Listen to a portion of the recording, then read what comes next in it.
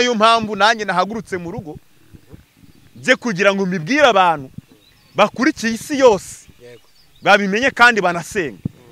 Yego, babimenye kandi banasenga yuko amazi si yayandi, uri kumva, bagomba kuvoma, bakavoma kandi rwose bakavoma amazi azabatunga mu gihe cyo kugotwa. Kuko hagiye kuza igihe cyo kugotwa.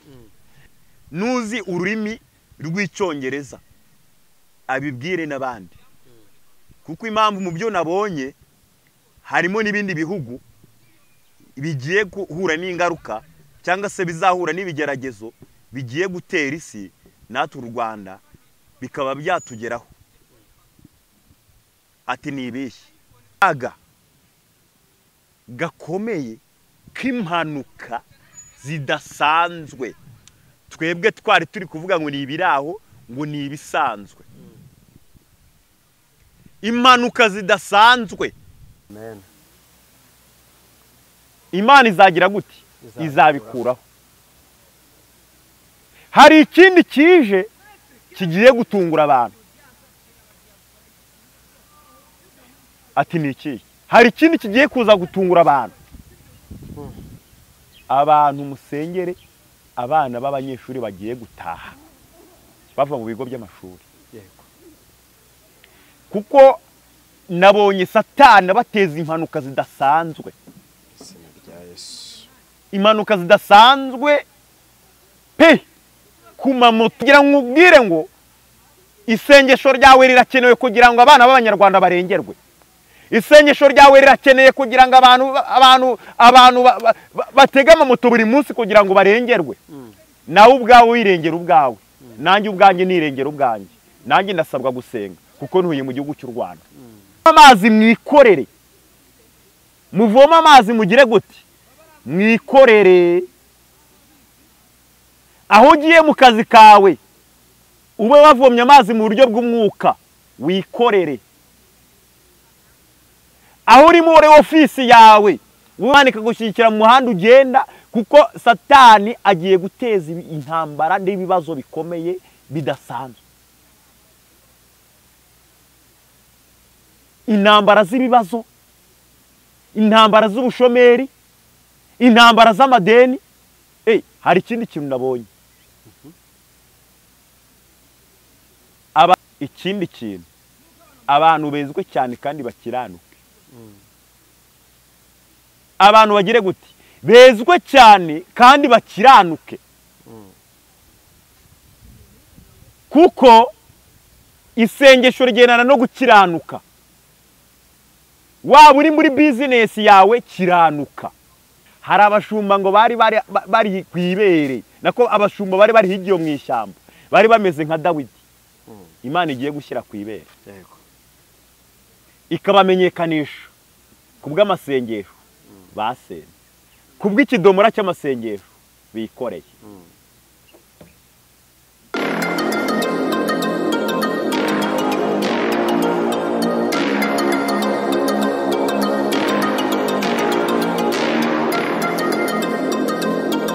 Reka tubasuhuze kandi tubifurize amahoro y'Imana, umugisha Imana itanga ubane namwe mwese abari mu Rwanda, abadukurikiye bari hanze y'igihugu cy'u Rwanda, mwese mugubwe neza kandi mugubwe neza cyane. Uyu munsi twagize umugisha wo kubana n'umukozi w'Imana.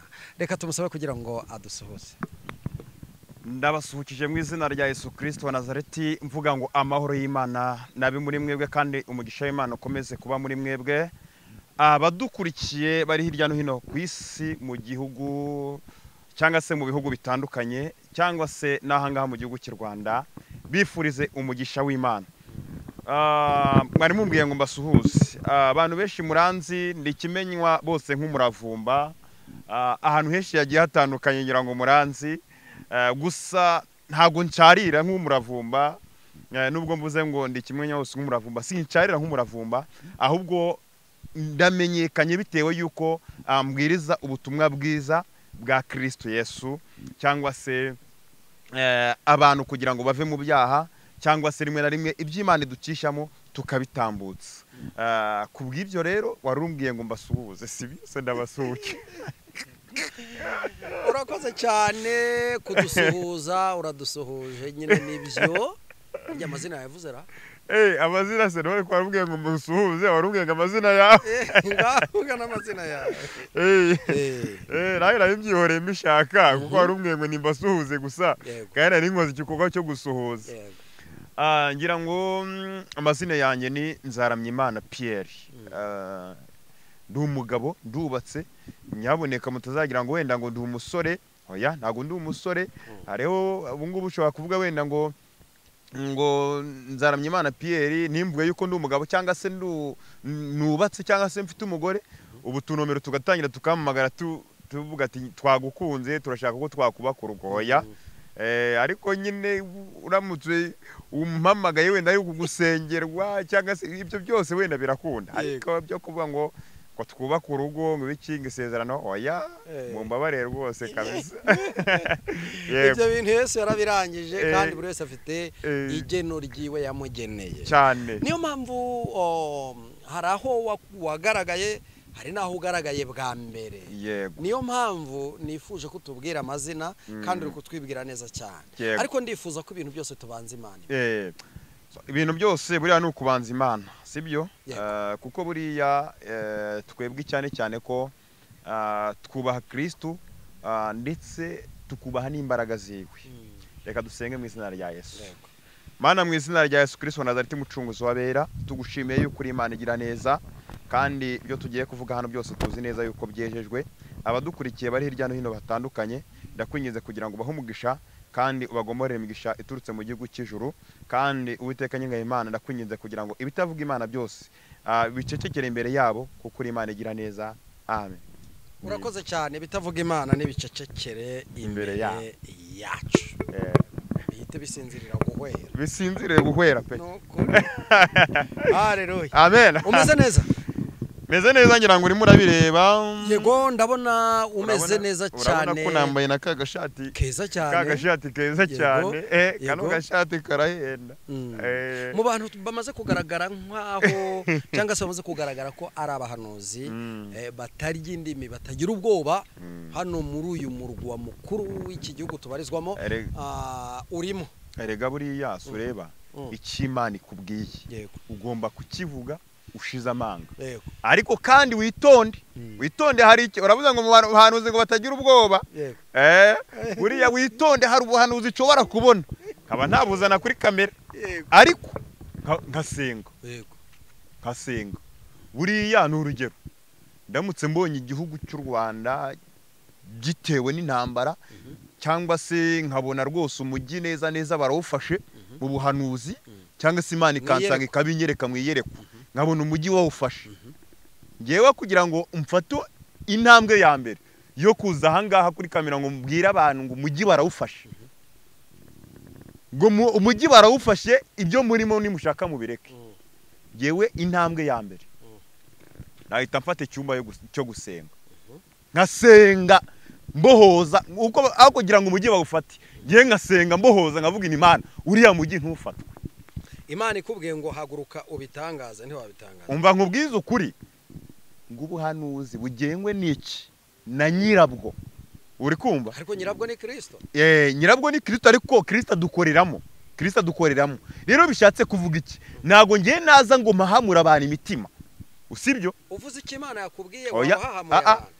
Ntago naza ngo nguhahamure, ariko niba hari icyo nabonye kigomba gusengerwa, iyo hari icyo nabonye kigomba gusengerwa, ari nabwo nzanye ubu tuvugana aya masaha, ibyo nabonye bigomba gusengerwa bikavaho, cyangwa se tukabikumira bitari byaba, kandi bimwe byatangiye no kuba, ahubwo tugerageze dukumire kugira ngo n'ibindi byose byari bigiye kuza biburizwemo, kuko nibyo nabonye bigiye kuba, ariko dusenge cyane kugira ngo bikumirizwemo.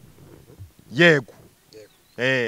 Ari nayo mpamvu nanjye nahagurutse mu rugo nje kugira ngo mbibwire abantu bakurikiye isi yose babimenye kandi banasenga. Yego, babimenye kandi banasenga. yuko amazi si yayandi, uri kumva? Amazi bari bazi neza yuko amazi akonje, ariko noneho amazi aratogose, arashyushye. Ibintu birakomeye. Bari bazi neza ko amazi akonje, ariko noneho amazi aratogose, arashyushye. Mu yandi magambo rero, amazi ashyushye aratwika, cyangwa se amazi ashyushye arotsa. Wabyumvishe? Ni ukuvanga amazi ashyushye ushobora kuyamena ku muntu agahita ashya, cyangwa se mbese ngira ngo numvishe abantu badukurikiye turagira ngo tubabwire ngo amazi ashyushye ni amazi, mbese ni amazi atwika. Bivuze ngo amazi ntago ari yayandi. Tuguhaye ikaze rero. Murakoze cyane. Yego. Turakwakira. Ariko nabonye ikintu nabonye agakoresho. Kuko utambayije ngo bimeze bite. Ko abakunzi bacu bari batarakabona. Abana bagiye kuvuga ati se ko yikoreye idomora bimeze bite. Ngira ngo abantu badukurikiye, ngira ngo nikoreye idomora. Iyi domora nuko wenda bitakunze mbanayizi. Ubundi idomora ikikora iravoma. Yego, idomora ikikora iravoma. Ndasobanurira uburyo abantu bagomba kuvoma. Ngira ngo mwayibonye, ibindi byose ndabibabwiraho. Ngira ngo abantu murimo murareba, iyi ni idomora nikoreye, ariko umusibo ejo majije gusenga, ndahantu nihereye n'Imana, nabonye Imana imbwira ngo mbwira abantu ngo basenge cyane, ngira ngo mu buryo bw'inzozi cyangwa se mu buryo bw'ubuhanuzi. Yego. Mu buryo bw'ubuhanuzi, idomora, nubona ufite idomora akenshi na kenshi ugiye kuvoma, bizavuga yuko urimo gushaka ibihe byo gusenga. Yego. Nongere mbwira abantu ngo nabonye abantu, cyangwa se ngo mbwira abantu yuko bagomba kuvoma, bakavoma, kandi rwose bakavoma amazi azabatunga mu gihe cyo kugotwa. Kuko hagiye kuza igihe cyo kugotwa, igihe cyo kugotwa umuntu utarasenze,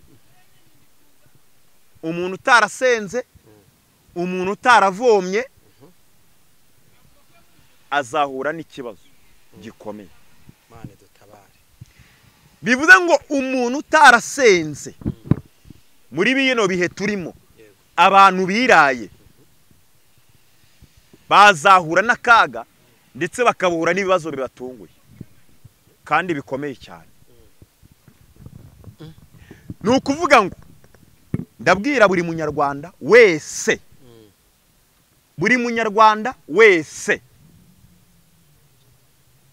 uzi ururimi rw'ikinyarwanda, yego, waba uri mbese igihugu cyose waba uherereyemo cyose, biragusaba gusenga. Ariko kandi nuzi ururimi rw'icyongereza abibwire n'abandi, kuko impamvu mu byo nabonye harimo n'ibindi bihugu bigiye guhura n'ingaruka, cyangwa se bizahura n'ibigeragezo bigiye gutera isi, natwe u Rwanda bikaba byatugeraho. Ati ni ibihe? Wambaza ngo ni ibihe? Ni ukuvuga ngo nabonye Satani ateje akaga gakomeye k'impanuka zidasanzwe. Twebwe twari turi kuvuga ngo ni ibiraho, ngo ni ibisanzwe. Impanuka zidasanzwe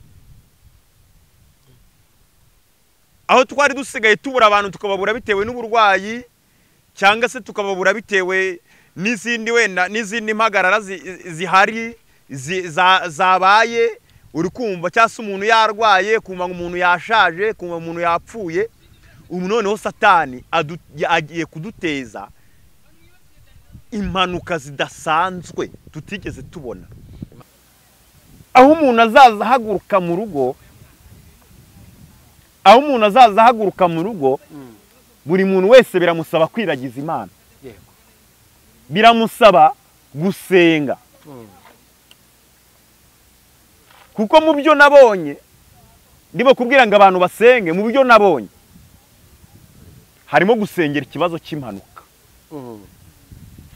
Hari impanuka zirimo kuba abantu benshi bakabibona yuko ari ibintu bisanzwe, ariko izi mpanuka zirimo kuba ntago ari ibintu bisanzwe, ahubwo ni umugambi w'abadayimoni ndetse na Satani wapanzwe kugira ngo utumareho abantu,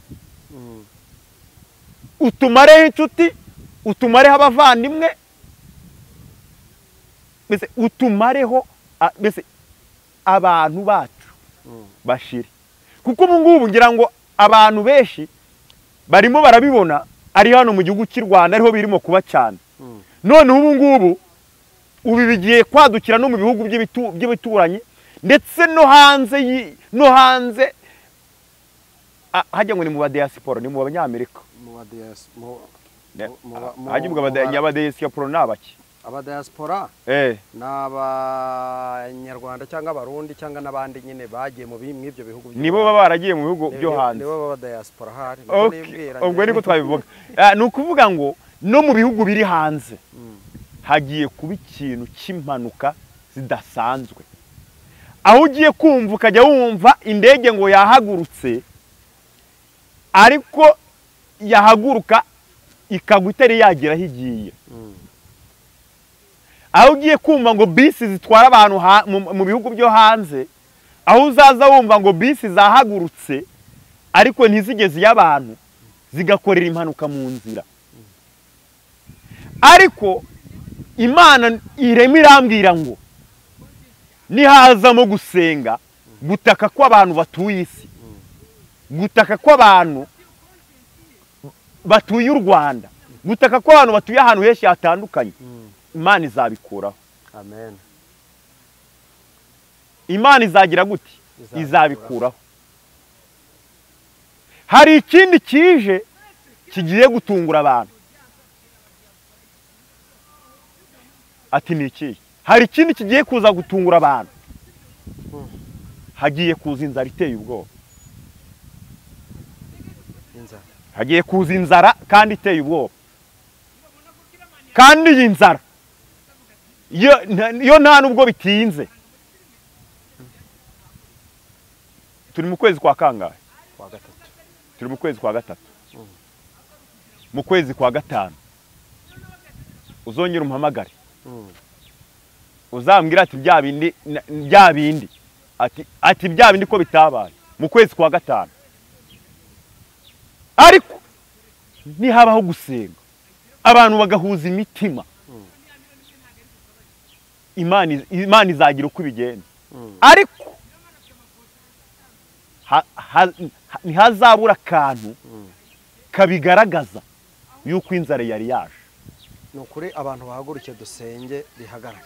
Ubwo nari ngiye kuvuga ngo ntago hazabura ikimenyetso. Ikimenyetso cyo kizaba, ikimenyetso cyo kizagaragara kuko byabaye.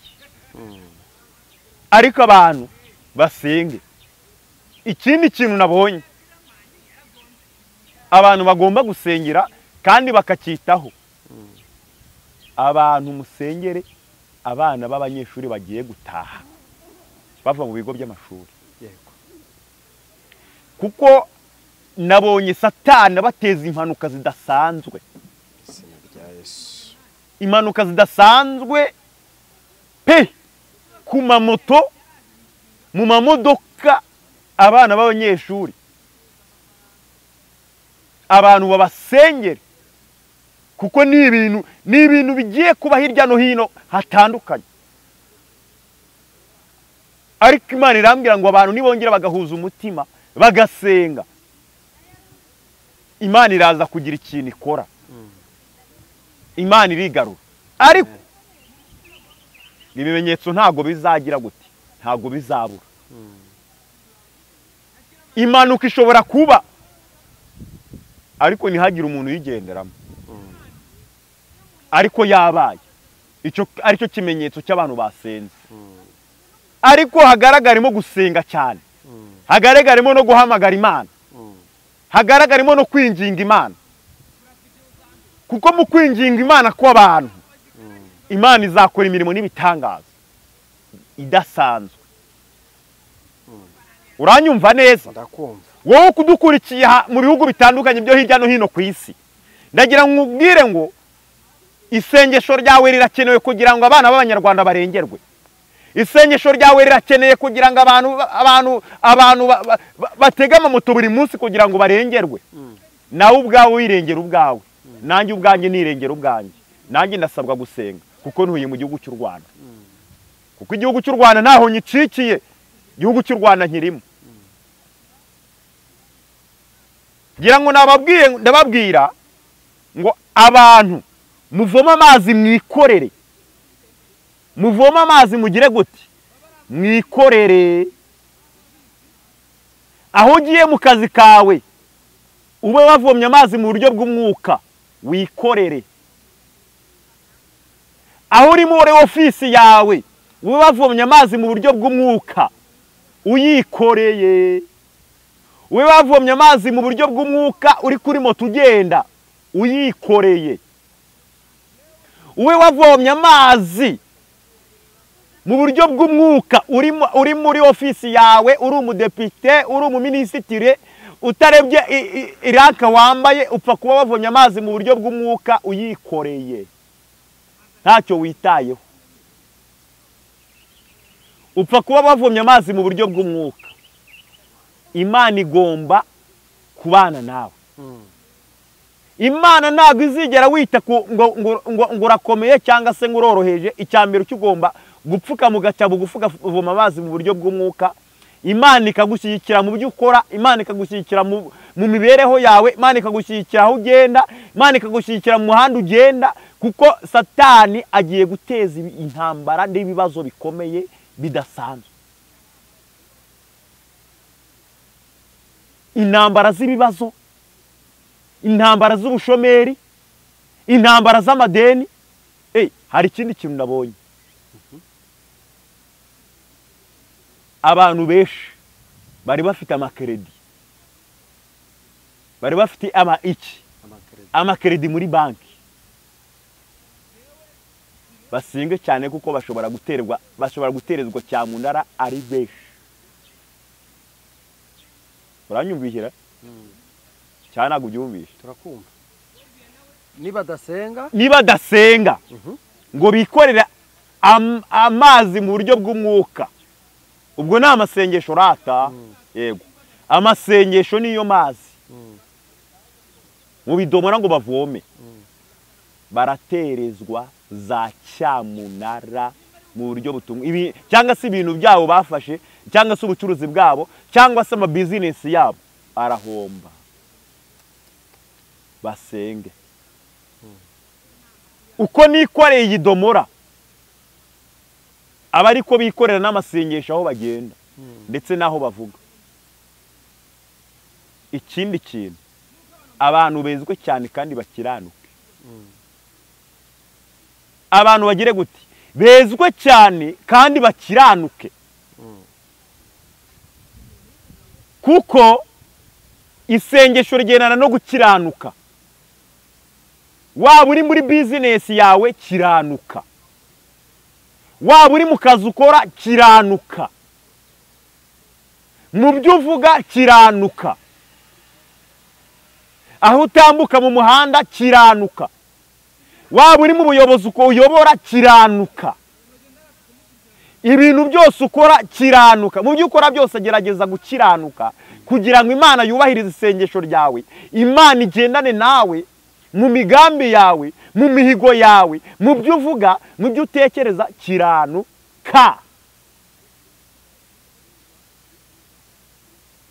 Kiranuka ku gato no ku kanini. Wirinde ruswa ndetse n'igisa nacyo, kuko Imana igiye kugarukira n'abantu barya amaruswa mu kazi bakora ndetse n'ibyo birirwamo. Imana igiye guhangana n'abantu bajya amaruswa, igiye guhangana n'abantu bajya amaruswa badakurikira umugambi w'Imana nk'uko Imana ibishaka. Imana igiye kugaruka abo bantu ibarebe, kandi irimanuke. Abantu benshi cyangwa se abahanuzi benshi bagiye batambuka bababwira ngo Imana iraje, ngo ize guhana, ngo ize guhemba. Abantu benshi bakabifata nk'ibiraho. Ariko ubu ngubu hari abantu Imana ije guhemba, yarangiza ikabakubita ikintu kimeze nk'ikinyafu. Bari barazamutse bari hejuru, ikabakubita uruntu rumeze nk'urunyafu. Abari bafite amamodoka bagatwara amagare, kandi dore bigiye gutangira. Ndimo ndabibona. Abantu benshi bari bafite inda zino nda nyine babyitwanga gasozi ndatwa. Abenshi bagiye kunanuka basubire kuri tayi. Bitewe n'iki? Yuko imigisha bari bicayemo bayigayishije Imana ndetse banayisuzuguje Imana. Ntago bigeze baha agaciro iby'Imana yakoze, ntago babihaye agaciro, ntago bahaye Imana agaciro ibyo yabakoreye ku buzima bwabo. Igiye guhera ahantu hejuru hakomakomeye bose bamanure, kuko ntago bigeze bayiha agaciro, kandi Imana ariyo yabikoze. Imana yabahaye ubutunzi, ibaha gutunga, ibaha gutunganirwa, ariko bazi neza yuko aribo babyishakiye. Ariko abo ngabo Imana iraje igize gute? Bose iraje bamananure.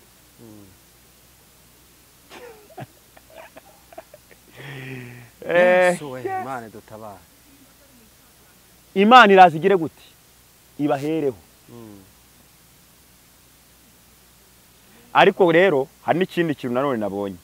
Yego, gumama. Wabyumvishe? Hari abashumba cyangwa se abapasiteri. Imana yabigiye kwibuka abashumba. Wabyumvishe? Abashumba abapasiteri bari bameze nka Dawidi. Bari higi yo ngiyo mw'ishyamba mu butayu. Imana ngo igiye kwibuka, igiye kubashyira ku ibere. Yego. Igiye kubonsa. Iyo nkuru ni nziza rwose.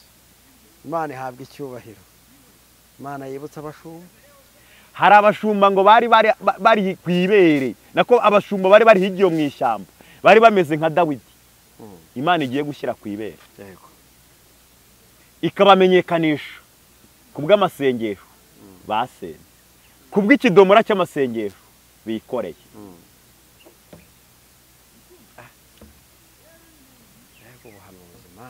Bagiye basenga, bagasengera mu butayu, bagasengera izabonwa, baratagangaye pe. Ariko ngo hari abashumba cyangwa se abapasiteri Imana igiye kwibuka. Nubwo harimo abagiye gukubitwa, ariko abagiye gukubitwa ngo n'abataragendeye Imana neza. Abantu bataragendeye Imana iki neza.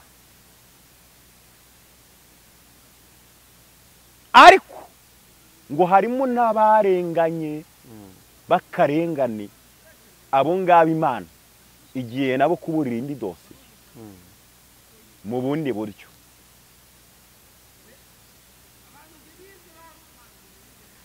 Ubu tuvugana hari umupasiteri cyangwa se abapasiteri babiri bari bari kwibaza uko biragenda cyangwa se uko bizagenda, uko bizagira gute bizagenda. Cyatse narabavuga n'amazina ariko ntago mbavuze, gusa Imana nawe igiye kubibuka muri abo ngabo. Uzi Imana impamvu Imana igiye kubibuka? Bari mu birukanwe badafite ibyangombwa, ndetse nta n'ibyangombwa bafite, ndetse nta n'amashuri bize. Ariko Imana igiye kumarihira amashuri mu buryo bwihuse cyane, kugira ngo muri kino gihe cyo kwimika abapasiteri cyangwa se cyo gushyiraho abayobozi, ibyo byose bizaba byararangiye. Nabo bazakira amashimwe nk'abandi. Imana igiye kwibuka iki? Igiye kwibuka abapasiteri bari barahejejwe hasi yo ngiye inyuma, nk'uko Dawidi yari yarahejejwe hasi yo. Iko Imana igiye kwibuka. Mwongera nkabwira abantu, nkababwira dore iki ni ikivomesho, muvome kuko igihe cyo kugotwa kiraje. Ikindi kintu, abantu musome Bibiliya cyane, muyiboroke mu mutwe. Abantu bagire gute? Basome Bibiliya cyane, bayiboroke mu mutwe, kuko igihe kigiye kuza Bibiliya zigiye guhindurirwa, baze bahinduramo imirongo yari irimo, bayibusanye bashyiremo ibijyanye n'amarari yabo. Wabyumvishe? Ibijyanye n'amarari y'isi aba ari byo bashyiramo.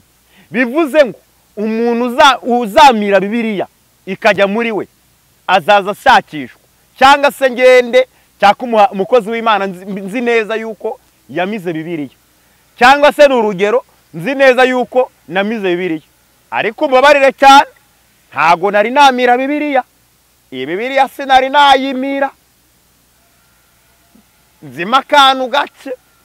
Umuntu uzakubwira ngo yamize Bibiliya azaba kubeshya. Gusa nyine mu byo ukora byose gerageza mu byibura ugerageza ibintu wamenya, kuko mu gihe Bibiliya yaciwe cyangwa se mu gihe Bibiliya bahindiyemo ibyabo, uzabe ufitemo ibyo wabitse muri wowe cyane. Ndumva iby'Imana yambwiye ari ibyo, ariko oya, ubundi buhanuzi nzababwira ubutaha. Urakoze cyane, reka tugushimire. Twebwe iyi Imana ivuze ntabwo twemerewe kugira icyo tuvugaho cyangwa se dusesenguraho, ahubwo icyo tugusaba ni kimwe, kubera ko uri umuhanuzi, uri umukozi w'Imana, uri umunyamasengesho. Reka ngusabe kugira ngo utambutse nimero yawe ya telefone, wakwifuza gusengana nawe, wakwifuza ibindi bisobanuro, abe yakubona mu buryo bworoheje. Mana, mu izina rya Yesu Kristo wa Nazareti, uri Imana igira neza kandi witwa ndiho kandi ushobora byose. Ntawe akwisunze cyangwa se ngo akubahe ngo abure amahoro. Aka kanya ndasengera buri umwe wese udukurikiye mu bice byose bigiye bitandukanye, kugira ngo umuhe amahoro ndetse n'umugisha n'umunezero. Imbaraga zawe ndetse no gukomera kwawe bikomeze kubaho, kandi izina ryawe rikomeze ryamamare mu byo bakora byose, kandi imirimo y'amaboko yabo uyihe umugisha, kuko uri Imana igira neza. Urakoze, urakarama byiringiro byanjye, ni mu izina rya Yesu, amen. 788 59 84 26 ni 0788 59 84 26. Gusa ndimo nsoza, numvishe umwuka w'Imana nyongorera akantu, kandi reka nkakore.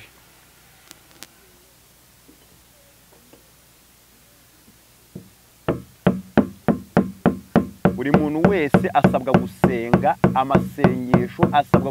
amasengesho, icyiciro cyose waba urimo usabwa gusenga kugira ngo Imana ibane nawe usabwa gusenga, waba uri mu kazi, waba aho ugenda, icyo ukora, icyo uvuga, usabwa gusenga kugira ngo Imana ibane nawe, kugira ngo Imana ibane nawe mu gihe kigiye kuza cyo kugotwa. Impamvu Imana imbwiye ngo nkomange kano kantu ngo nakugukangura abantu bave mu byo barimo basenge.